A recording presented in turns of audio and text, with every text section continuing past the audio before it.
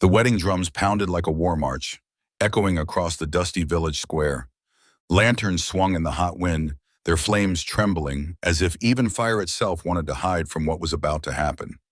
In the center stood Aisha, her hands bound with a red thread, her veil trembling over her tear-streaked face. She was only 17, her eyes wide with a fear that no bride should ever carry. Before her, the villagers parted, and through them shuffled a man, barefoot, ragged, his clothes torn by years of begging. His head was bowed, a cracked wooden bowl still hanging from his wrist. They called him Rafi, the beggar no one respected, the one children mocked in the marketplace. The crowd whispered, "A cursed girl for a cursed man." A beggar's wife is what she deserves. Aisha's heart thundered, not with love, not even with hope, but with despair. She wanted to scream that this was wrong, that she had dreams bigger than the village walls. But no voice came. Only silence. Only shame. The priest raised his hand, ready to bind them forever.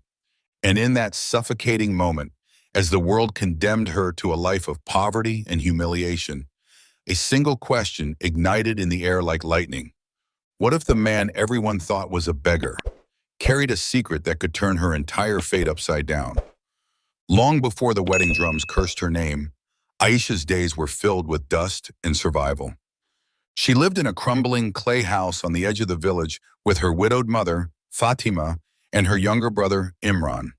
Their father had died years ago, leaving behind nothing but a worn prayer rug and debts he never had the chance to repay. Aisha woke before dawn each day, carrying baskets heavier than her own arms to fetch water from the distant well. The path was rough, her sandals broken, but she never complained. She knew Imran's small coughs meant medicine they couldn't afford. She knew her mother's trembling hands meant extra work must fall to her. And yet, in stolen moments when no one was watching, Aisha dreamed. At night, by the flickering glow of an oil lamp, she read scraps of books given to her by the kind old teacher, Master Rahman. Torn pages about faraway lands, brave women, and kings who disguised themselves among the poor. Each story planted seeds in her heart, that life could be more than hunger, more than being unseen. But dreams are fragile things in a village that values obedience over hope. The richer families looked down on her, whispering that she was cursed, that no good match would ever come. Suitors arrived only to turn away when they saw her bare feet, her patched clothes. And when her mother grew desperate, the elders decided Aisha must be given in marriage to Rafi, the beggar. They called it charity. They called it fate. But for Aisha, it was a prison. Still, beneath her sorrow, something burned. She wasn't weak. She wasn't broken. She had carried her family through storms before, and though the world tried to silence her, her spirit whispered, "This is not the end of my story." And as she stood in that square, her eyes lifted once, just once, toward Rafi. What she saw was not cruelty, not arrogance, but something else, something hidden, a shadow in his gaze, as though he too carried secrets he would never share. She was 12, curled up beside her father beneath the neem tree outside their clay house. The stars stretched endlessly above them, glittering untouchable. Her father had placed something small and cold in her hand, a silver bangle, tarnished but still strong. "This was your grandmother's," he whispered, his voice thick with pride. "Do you see how it shines, even after years in the dirt?"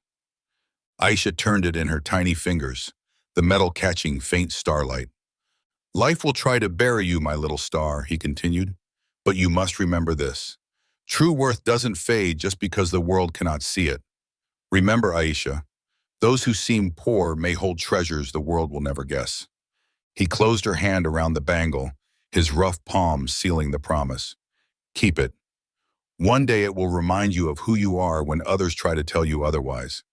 That bangle never left her wrist, even on her darkest days, carrying water, stitching torn clothes, hiding her tears from Imran. She would glance at it and remember.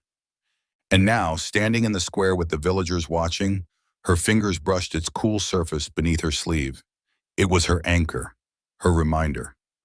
But what she didn't know was that the man they mocked as a beggar, Rafi, had noticed it too. His eyes, hidden under his lowered lashes, flicked once toward the silver band. and for a fleeting moment, the faintest trace of recognition stirred in his gaze. The wedding drums ceased, leaving only the hiss of the desert wind. The priest's hand hovered above Aisha and Rafi, ready to bind them with the red thread of fate. But behind the sacred ritual lurked another force, the village elder, Malik Karim. Karim was not just the oldest voice in the council. He was the greediest. Years ago, when Aisha's father had died, it was Karim who had taken their land as payment for debts. It was Karim who had spread whispers of a curse, ensuring no wealthy suitor would ever approach her. And now it was Karim who smirked from the front row, arms folded, satisfied that the girl he could not own would be buried alive in shame. Match her with the beggar, Karim had told the council. Better that two mouths rot together than waste a dowry on a cursed girl. The crowd, bound by tradition and fear, agreed. Aisha's mother sobbed quietly in the corner, clutching Imran close, powerless against the will of the elder. No one dared to speak against Karim. He controlled the grain, the taxes, the punishments. He had made himself untouchable. And Rafi? He knelt silently, his ragged clothes dust-stained, his head bowed.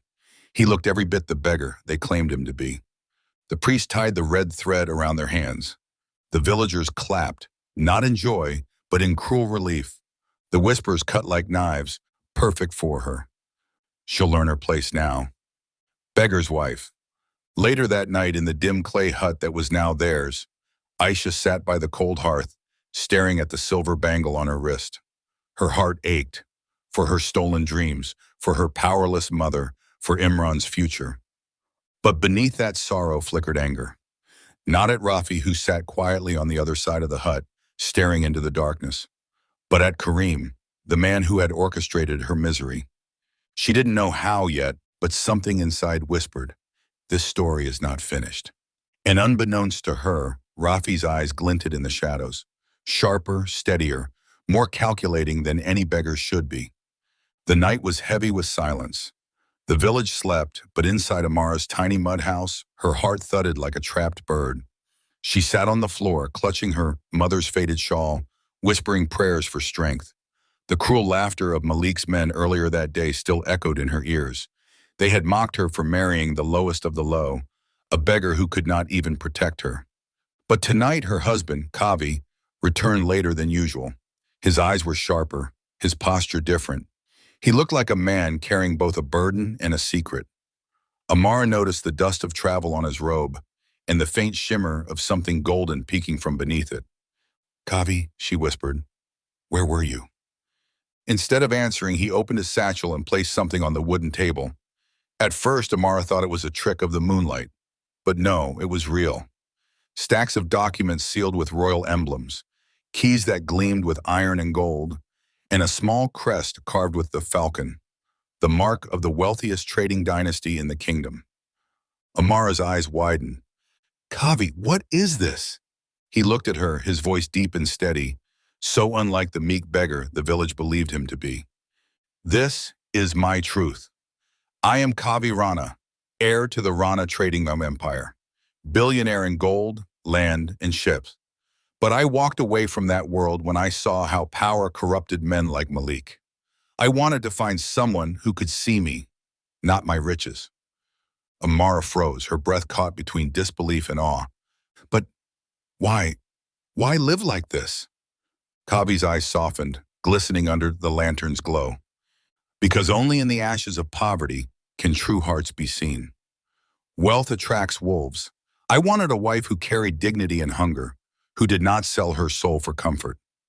You, Amara, you proved yourself." Before she could respond, heavy fists pounded at the door. Malik and his men stormed inside, their torches blazing.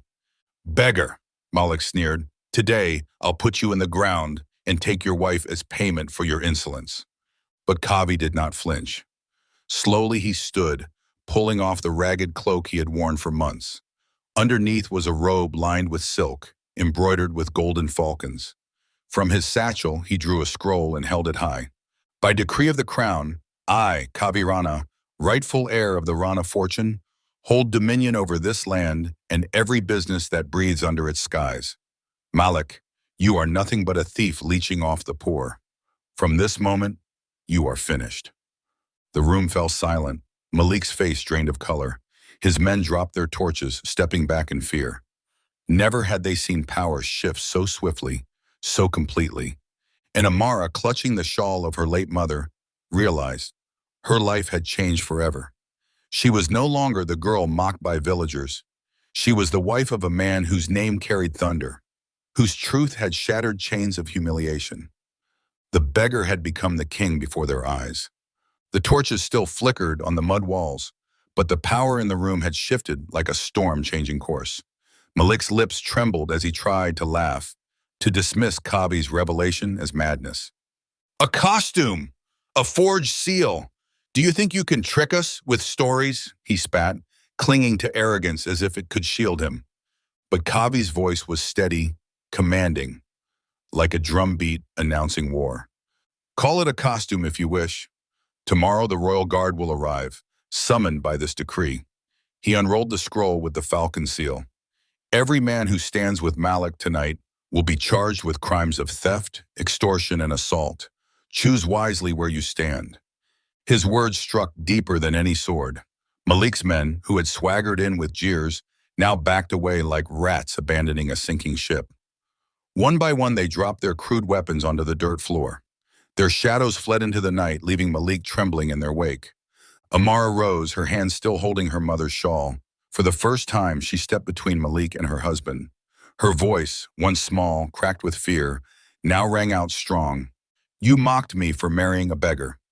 But tonight the whole village will know it is not rags or riches that make a man, but honor. Her words silenced Malik more than any threat could. He stumbled back, his power stripped bare, his pride shattered. The next dawn, the village gathered in the square. Whispers rippled like wind through the crowd as Kavi stood revealed in silks and crests, no longer the beggar, but the heir of the Rana dynasty. Amara stood beside him, her shawl draped proudly over her shoulders. When the guards came to drag Malik away in chains, the villagers' heads bowed, not in shame for Kavi, but in shame for themselves. They had ridiculed him, spat at Amara, laughed at their union. And now the truth burned their tongues with guilt. But Kavi did not raise his voice in vengeance. Instead, he spoke with calm strength. Let this village rise not by fear, but by dignity. May no girl be mocked for her poverty. May no man measure another's worth by coins. Today is not my victory. It is our chance to begin again. The crowd erupted in tears and applause. Mothers pulled their daughters closer. Fathers lowered their heads. And for the first time, Amara felt not like a girl trapped in fate's cruel joke, but like a queen standing on sacred ground. That night, under the same roof where she once wept in silence, she placed her mother's shawl on the wooden table. Kavi's hand rested over hers. This shawl carried your pain, he said softly. Now let it carry our beginning. And as the firelight danced, Amara realized the truth. The world had seen her as a poor village girl forced into shame, but destiny had written her name in gold. Not because of her husband's fortune, but because she had endured with dignity until the truth revealed itself. The beggar had always been a king, but tonight she learned, so was she.